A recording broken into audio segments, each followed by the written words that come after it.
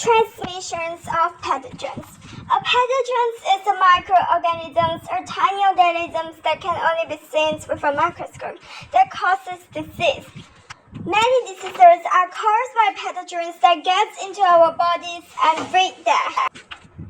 Various examples of diseases which they cause are influenza, common cold, poliomyelitis, measles, and AIDS.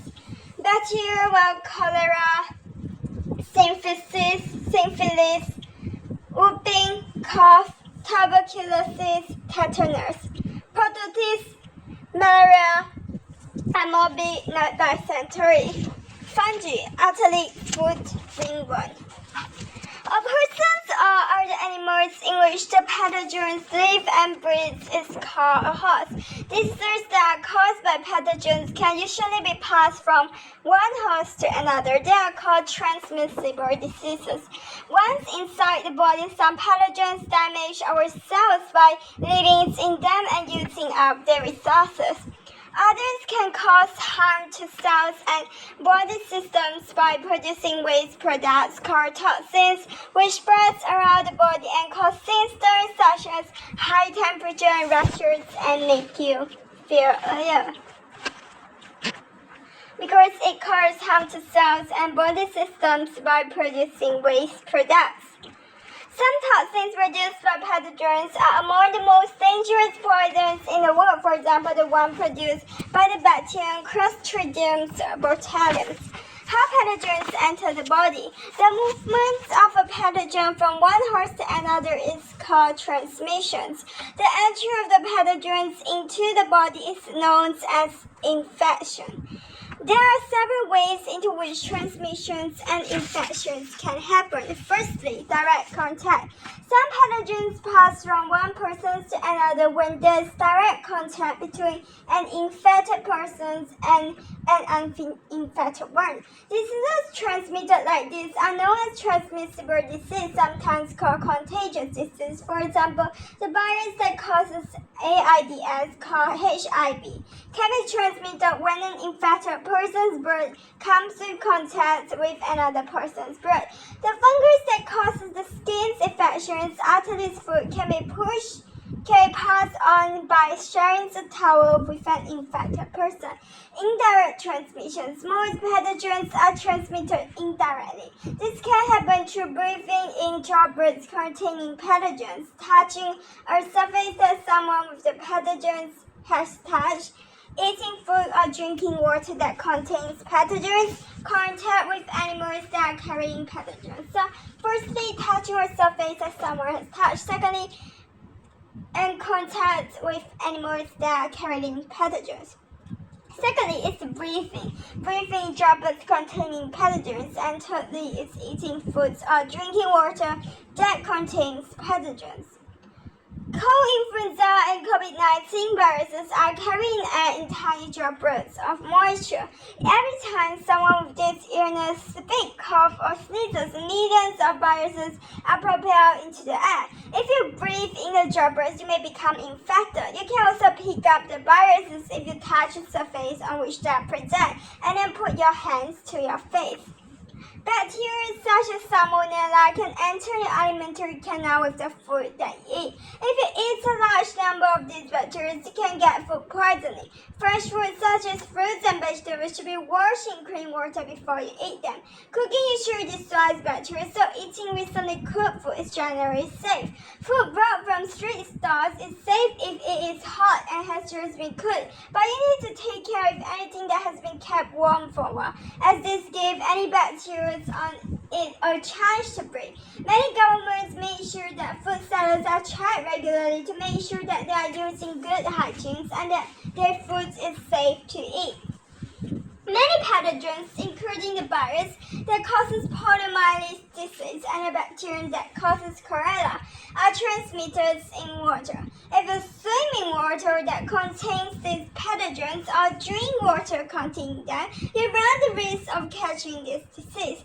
These pathogens can also get onto your hands if you touch anything that contains them and then be passed into your body when you eat food that you have touched or touch your mouth with your fingers.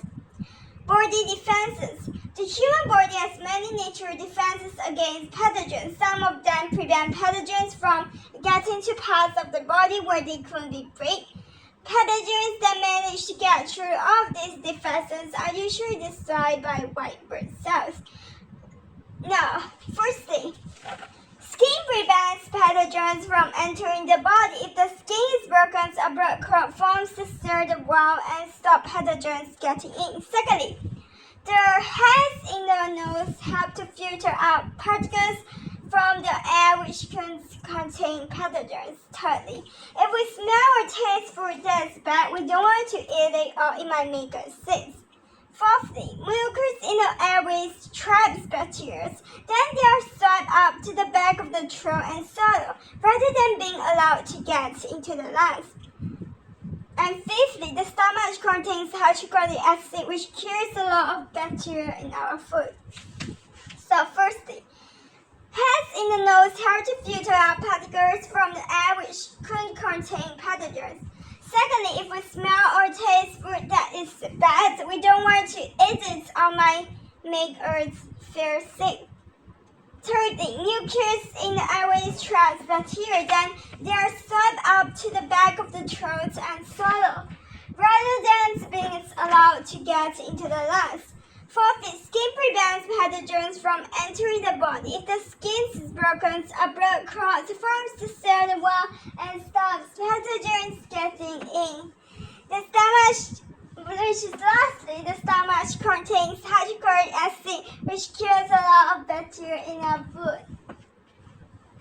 A clean water supply. We use water for many different purposes each day, especially for drinking, washing, and preparing food. Water that has not been made safe to drink, for example, from a dirty container or from a river or lake, can contain many different pathogens. Some of these are very dangerous, such as the bacterium that causes cholera or the virus that causes polio. A clean water supply is one of the most basic health needs.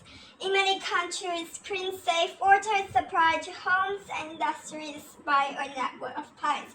Before entering the pipes, the water is filtered to remove dirt and then treated with chlorine to kill all the microorganisms in it. Where there is no pipe water supply, people may be able to collect clean water from a communal source such as a tap or deep well. Food hygiene. Good food hygiene makes it much less likely that someone eating the food you have prepared will get ill.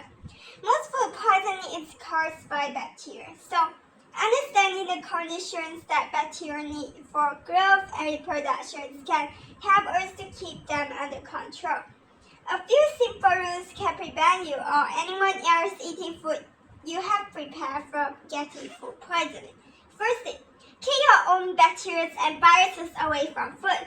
Always wash your hands before touching or eating food or putting your hands into your mouth for any reason. Keep your hand out of food.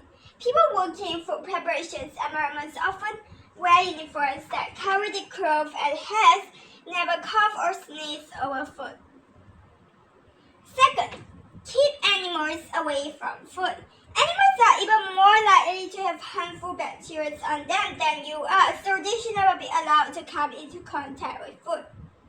Some are particularly dangerous. Houseflies usually have harmful bacteria on their feet because they may have been walking on rubbish, lizards, or dead animals. And when flies feed, they spit saliva onto the food. Rats and mice often carry pathogens. Covering food to keep flies and other animals from touching it is always a good idea. Do not keep foods at room temperature for long periods. It shows how bacteria's growth and reproduction are affected by temperature. If there are even just a few harmful bacteria on food, these can reproduce and form large populations if the temperature is right for them. Keeping foods in the fridge slows down bacterial growth.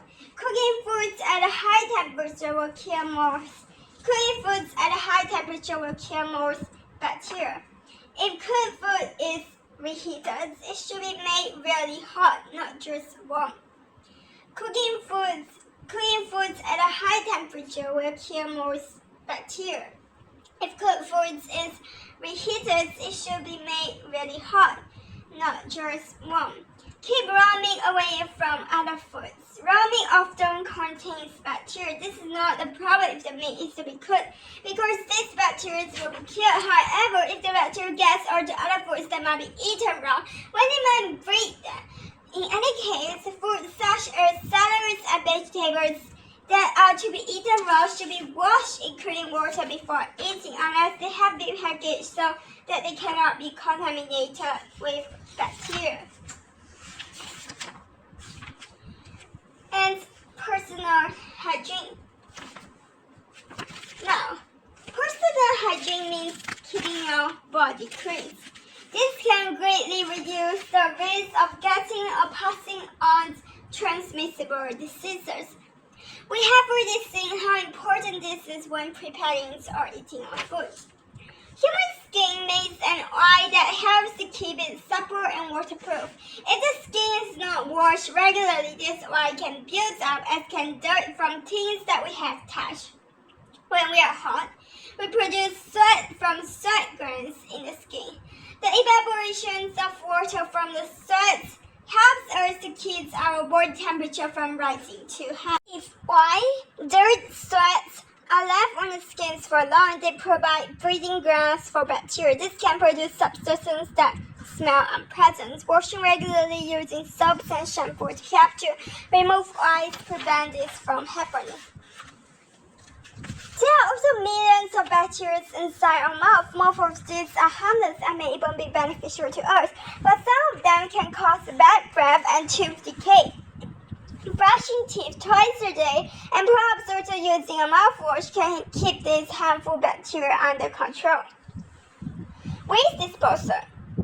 We produce an enormous amount of rubbish each year. Waste foods, cardboard and paper packaging, bottles and cans, newspapers and magazines, plastic bags or tires, anything that we have finished with and no longer want to use are all thrown away. Sometimes this waste simply accumulates close to where people live and work. Animals such as houseflies, rats, and stray dogs may forage for foods in the rubbish. Bacteria breeds in the waste food. Dangerous chemicals seep out of the rubbish, polluting the ground and waterways. In many countries, waste is regularly collected and taken to landfill sites. In some places, nothing is done to make the landfill site safe, but good management can avoid risks of infections and pollution. Only licensed operators are allowed to add material to the site, and the rubbish is checked as it is brought in to make sure that nothing really dangerous is included. The rubbish is added in even layers and is compact to reduce the space it takes up. Some of the rubbish in the landfill site is rotted by decomposers, especially bacteria. This produces a gas called methane, which is flammable and could cause explosions if it is allowed to build up.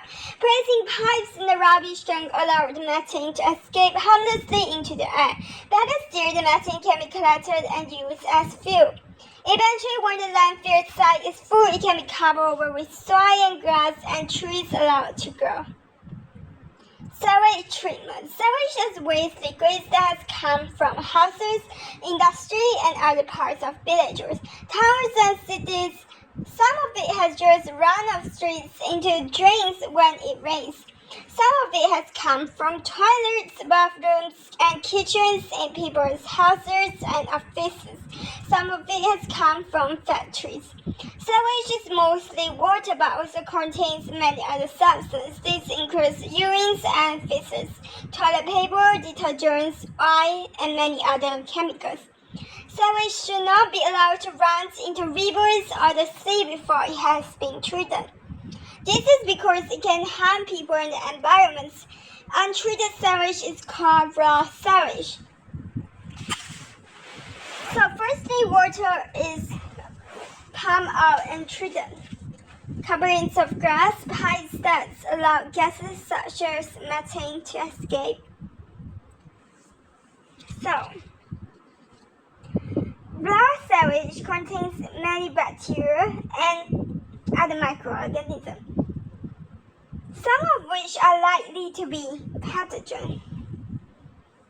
People who come into contact with raw sewage may get ill, especially if it gets into the mouth. Poliomyelitis and cholera are just two of the serious diseases that can be transmitted through water polluted with raw sewage. Cholera. Cholera is a serious transmissible disease caused by a bacterium. Cholera bacteria can be spread through waters and food that has been contaminated with feces from an infected person. In places where people are forced to live in unhygienic conditions, such as in refugee camps, cholera can spread very rapidly. A very serious cholera outbreak happened in Haiti in 2010 following a major earthquake that displaced thousands of people from their home. At least 8,000 people were killed by this disease. Cholera bacteria live and breathes in the small intestine and produces a toxin that stimulates the cells lining the intestines to secrete chloride ions. The ions accumulate the lumens of small intestine. This increases the concentrations of roots in the lumen, lowering its water potential. Once this water potential becomes lower than the water potential of the this increases the concentrations of the fluids in the lumens, lowering its water potential. Once this water potential becomes lower than the water potential of the blood flowing through the vessels in the walls of the intestines, water moves out of the blood and once this water potential becomes lower than the water potential of the blood flowing through the vessels in the walls of the intestine, water moves out of the blood and into the lumens of the intestine by osmosis. This is why cholera is so dangerous. The infected person suffers severe diarrhea, in which large quantities of water are lost from the body in watery feces. Without treatment, death may occur from dehydration and a loss of chloride ions from the blood. However, so long as enough fluid can be given to replace these losses, almost every person suffering from cholera will eventually recover. The immune response. Antibodies. In your body, you have thousands of different kinds of lymphocytes. Each kind is able to produce a different sort of antibody. An antibody is a protein molecule with a particular shape. This shape is complementary to the shape of another molecule, which is called an antigen. Many antigens are molecules found outside of the pathogen. Each pathogen has its own antigens, which have specific shapes. To destroy a particular pathogen's antibody molecules must be made, which are complementary shape to the antigens on the pathogens. Many pathogens are molecules found on the outside of the pathogens. Each pathogen has its own antigens, which have specific shapes. To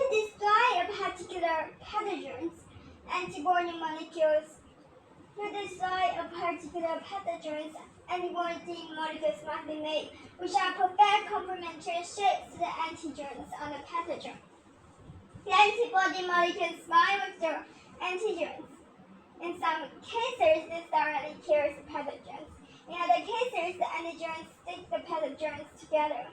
This stops the pathogens dividing or moving, making it easier for phagocytes to destroy them. Most of the time, most of the lymphocytes do not produce antibodies. It would be a waste of energy and materials if they did. Instead, each lymphocyte waits for a signal that pathogen which can be destroyed by its particular antibody is in your body.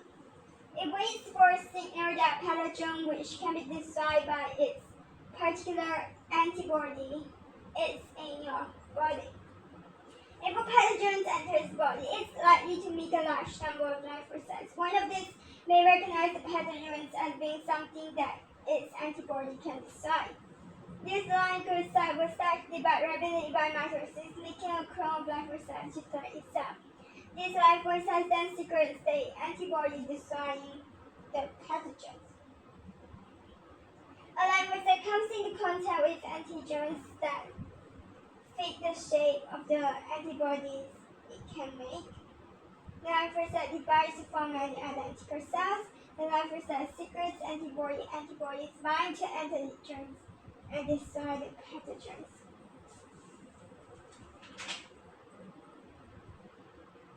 This takes time. It may take a while for the right lymphocytes to recognize the pathogens, and then a few days more for it to produce enough identical. It may take a while for the right lymphocytes to recognize pathogens, and a few days more for it to produce enough identical lymphocytes to make enough antibodies to cure the pathogen. In the meantime, the pathogen spreads, making you ill. Eventually, however, the lymphocytes, antibodies, and phagocytes usually manage to destroy the pathogens and get better. Lymphocytes are very important parts of the immune system. The way in which they respond to pathogens by producing antibodies is called the immune response. Memory cells. When the lymphocytes make its copy of these cells, not all of the new cells make antibodies. Some of them simply remains in the blood and other parts of the body living for a very long time.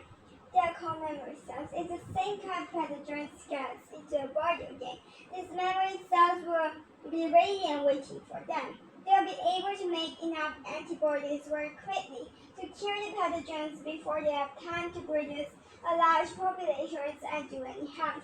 The person has become immune to that type of pathogen. Now, vaccinations. In most countries, children are given vaccinations at various ages as they grow up. This is to immunize children against diseases caused by pathogens. Adults can also be given vaccinations if they are at risk of getting particular disease. A vaccine may contain weakened of the virus or bacteria that normally cause disease. Some vaccines don't contain complete virus or bacteria, but only the antigens. When the weakened pathogens or the antigens were introduced into the body, they are recognized by the thing.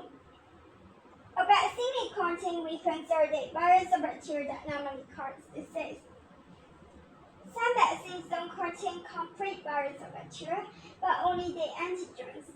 When the weakened pathogens or the antigens are introduced into the body, they are recognized by lymphocytes that can make antibodies that have a complementary shape to the antigens.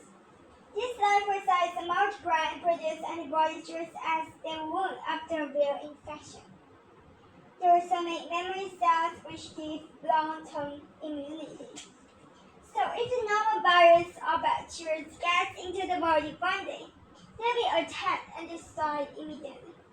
Some diseases require 2 vaccinations to provide really good long-lasting immunity. After the first dose, the body makes enough antibodies and memory cells to provide partial protections against the pathogens. Our second vaccination is given a few weeks afterwards, sometimes called boosters, stimulates the lymphocytes and memory cells to make even more antibodies and even more memory cells. Active and passive immunity. A person has active immunity to a disease if their body has made its own antibodies and memory cells that protect against that disease. A person has active immunity to a disease if their body has made its own antibodies and memory cells that protect against that disease. These memory cells can last in the body for many years. You can develop active immunity by having the disease and recovering from it, being vaccinated. Active immunity can last a long time, sometimes an entire lifetime. The memory cells that were made during the infections or after vaccinations can spring into actions at a moment's notice to make antibodies and stop an invading pathogens in its track. We can also be given 2 different kinds of immunity called passive immunity. A person has passive immunity to a disease if they have been given ready-made antibodies that have been made by another organism. Babies get passive immunity by breastfeeding. Breast milk contains antibodies from mother which are passed on to a baby. This is useful because a young baby's immune system is not well developed, and so the mother's antibodies can protect against any diseases to which she is immune for the first few months of its life. Another way of getting passive immunity is to be injected with the antibodies that have been made by another organism. For example, if a person is bitten by an animal that might have rabies, they can be given antibodies against the rabies virus. This can destroy the virus immediately, whereas waiting for the body to make its own antibodies will take too long and the person is unlikely to recover. Active immunity is usually very long-lasting. Passive immunity, however, only lasts for a short time. This is because antibodies will eventually break down. No life cells have been stimulated to make clones of themselves. The body has not made memory cells, so any infection will be treated as a first-time one. Active immunity. Immunity is developed to contacting pathogens inside the body. The body's own lysosomes make antibodies and memory cells. Passive immunity. Immunity is provided by antibodies from outside the body. Controlling disease by vaccinations. Smallpox is a serious, often fatal disease caused by a virus. It is transmitted by direct contact. If a person survives smallpox, they are often left with badly scarred skins and may be made dry. Serious, often fatal. In 1956, the World Health Organization began a campaign to try to completely eradicate smallpox. They wanted to make the smallpox virus extinct. They set out systems to get as many people as possible all over the world vaccinated against smallpox. The campaign was a success. More than 80% of people in the world who were at risk from disease were vaccinated. The very last case of smallpox happened in 1977 in Somalia. By 1980, 2 years had gone by with no more cases, and the WHO were able to declare that smallpox had been eradicated. Currently, attempts are being made to eradicate some other very serious diseases caused by virus. One of these is poliomyelitis. Polio can infect children and usually leave them with permanent paralysis of parts of the body. Eradicating this virus is proving difficult as people in some countries are resisting efforts to vaccinate children. Polio is now very rare in more parts of the world, but cases are still occurring in small number of countries. The control of many other serious infectious diseases relies on vaccinations of children. For example, we saw the size in contests and the staff detected that in most countries, children are vaccinated against measles. Measles is spread by airborne droplets. It causes skin rash and fever, and there can be very severe complications such as blindness and brain damage. Vaccinating children against measles protects not only the children that are vaccinated, but also those that are not. This is sometimes called herd immunity. Vaccinating enough individuals protects the whole herd of people, even the ones who have not been vaccinated. Herd immunity works because there are fewer places for measles viruses to replicate. They can only do so if they enter the body of an unvaccinated person. COVID-19. In December 2019, a new infection was detected. Scientists discovered that the pathogens that caused it was a new virus, which they named SARS-CoV-2. This stands for Severe Acute Respiratory Syndrome Coronavirus 2. Coronavirus is a South Africa virus with protein spikes sticking up. These spikes help the virus to attach to human cells. We already live with many different coronavirus, which causes cold and flu, but this one is different. The illness it causes can often be very severe and even be fatal. This disease caused by SARS-CoV-2 has become named COVID-19. COVID-19. It's too well for scientists to learn important facts about COVID-19. In particular, people needed to know how it is transmitted. This will help countries plan how they can reduce the transmission. They also needed to find out how the virus affects the body, which would help to find ways to treat the disease. The virus is very easily transmitted from one person to another. It can be passed on in droplets when the person coughs, sneezes, or talks. It can remain on a surface, such as the door handle, for several days and then gets into another person's respiratory system if they touch the surface and then they mouth. Because the virus spreads so easily, it could cause a pandemic or disease that's present all over the world. The virus can even be transmitted from a person who does not have any symptoms. People can be completely unaware that they could be passing the virus on. In most people, the virus causes only mild symptoms, but in others, the lungs can be so badly infected that the person has great difficulty breathing. Even with excellent medical treatment, some of these people die. Scientists from many different countries work together to discover all the clues about the virus, how it's transmitted, where it does to the body, and how we can stop it. Medical staff across the globe focus their attentions on finding ways to treat people who are suffering severe symptoms. Mathematical models use the information that different countries were providing, so numbers of people infected with the virus, how many of them were ill enough to be admitted to hospital, how many of them died, and try to predict what will happen next, and how different strategies might help to keep the numbers of infected and seriously ill people to a minimum. Many countries ask people to stay at home and not travel. Tests were developed to find out who had the virus, and some governments ask people who tested positive to isolate themselves for 14 days. In many countries, people who did go out were asked to wear masks.